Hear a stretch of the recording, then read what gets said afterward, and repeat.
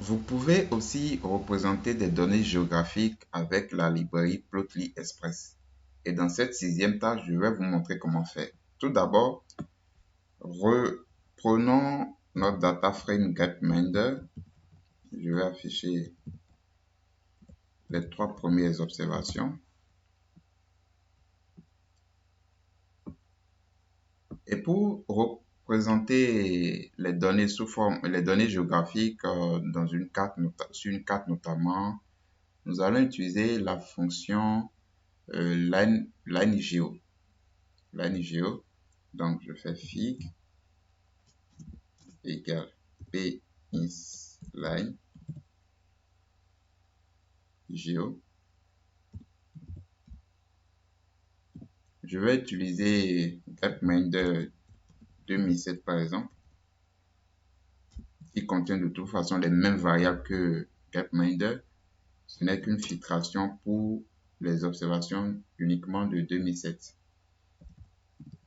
Pour cette fonction prend un argument location, d'accord? Location, nous allons utiliser la variable iso-alpha, qui est direct où les données, les informations géographiques sont directement incluses, d'accord? Iso-alpha, je vais mettre la couleur continent, donc pour chaque continent, on aura une couleur différente. Et le type de projection, donc pour ceux qui ont l'habitude de créer des cartes, ils savent de quoi je parle. On va mettre projection orthographique. Donc, de toute façon, vous allez voir dans la documentation de la fonction LineGeo les types de projections que vous pouvez avoir. Et après, je n'ai qu'à afficher mon graphique. Donc, vous voyez le globe, d'accord? Et pour vous avez chaque pays, vous pouvez tourner. Donc, vous cliquez sur votre souris, vous pouvez tourner comme vous voulez. Donc, là, c'est les Amériques. Donc, on tourne l'Asie, l'Europe en rouge, l'Afrique. Voilà. Donc, voilà ce qu'on peut faire. On peut aussi créer des animations. On peut créer des animations, des cartes avec animation interactive. Je vais vous montrer comment faire avec la fonction Chloroplex. Donc, pis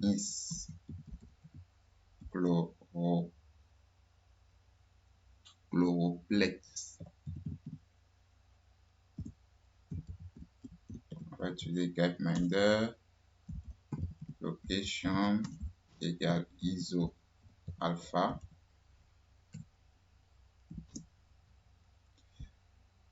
Couleur.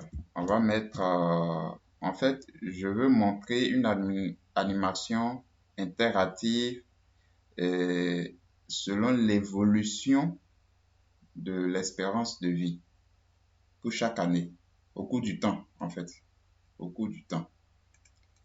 Donc, je vais mettre life XP en couleur. Il va me faire une graduation selon cette variable-là. Et overname,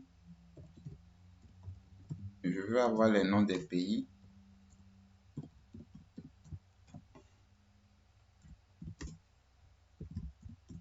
Animation frame égale hier.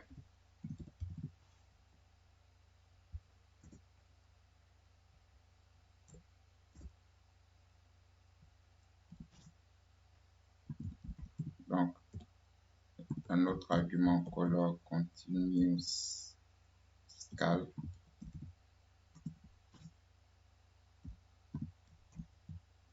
C'est pour cela que je vous ai mis ici le lien de la documentation Chloroplex pour voir toutes les possibilités que vous pouvez faire avec cette fonction. Il y a beaucoup de choses que vous pouvez tracer facilement. Si vous disposez des données avec emplacement géographique, vous allez pouvoir faire des merveilles avec cette fonction-là. Et pour finir, la projection. On va dire, cette fois-ci, je vais vous montrer notre projection naturelle F. D'accord, il y a plusieurs projections disponibles.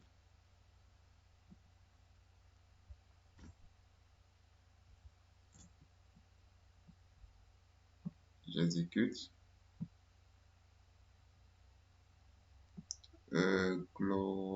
Oui, j'ai mal écrit. Je suis sûr que j'ai mal écrit la fonction. Alors, CH, je pense, hein. Attention. Ouais, il n'y a pas L. Coroplète.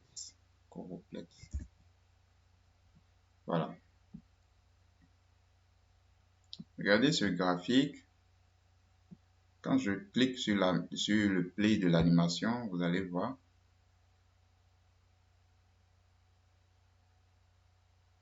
Super. Donc, vous voyez l'espérance de vie. Je reprends.